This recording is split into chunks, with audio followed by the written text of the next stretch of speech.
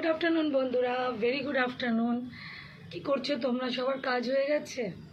আমার কাজকর্ম হয়ে গেছে। আজকে একটা অন্যরকম ভিডিও নিয়ে এলাম তোমাদের কাছে। বলো বলো বলো, কি আজকে কি কি তোমাদের মনে আছে? আজকে কি কার কার মনে আছে আমি জানি না, তবে যাদের মনে আছে তাদের নিশ্চয়ই আমার কথার সাথে মিল হয়ে যাবে। আজকে আমাদের ফুটবলের এখনকার মহারাজা মেসির জন্মদিন, 38তম জন্মদিন, 38। আমার বড় ছেলে দেখো মেসির জন্য দুটো ছবি এঁকেছে। দেখো, এই একটা আর একটা, এই একটা। এটা হাফ ডান করেছে মোটামুটি। দেখো মুখটা, ওর যে দুবার দুটো মুখ এঁকেছে, দুটো মুখই এই মুখটা বর্তমান, এই মুখটাও কিন্তু একদম কিছুদিন আগের কাহিনী। দেখো আমি ঠিক করে দেখাতে পারছি। আর এই একটা, আসল মেসিকে আমরা সকলেই ভালোবাসি। তো ও বাড়িতে বসে বসে দেখলাম, ওর তো কলেজ নেই এখন তোর ফার্স্ট সেমিস্টার হয়ে গেছে, ফার্স্ট ইয়ারটা কমপ্লিট হয়ে গেছে, তাই বাড়িতে আছে বলে বসে এটা আঁকছিল। আমাকে বললো, মা আজকে মেসির জন্মদিন, দেখো কেমন হয়েছে, ভালো হয়েছে। আমি এক কথাই বললাম যে খুবই সুন্দর হয়েছে। তোমাদের কেমন লাগলো একটু দেখো তো।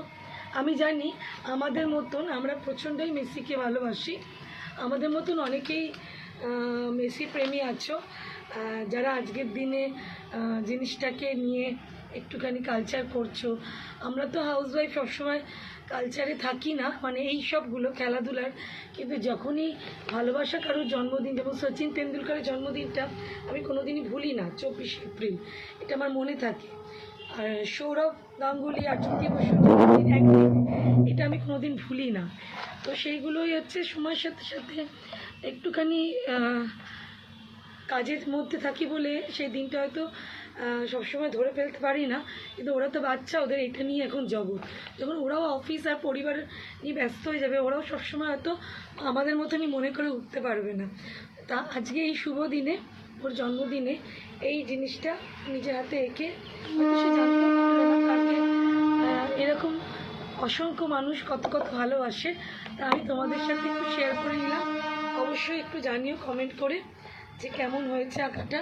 আমার তো খুবই ভালো লাগছে, আমি জানি আমার মতন তোমাদের অনেকেরই পছন্দ হবে।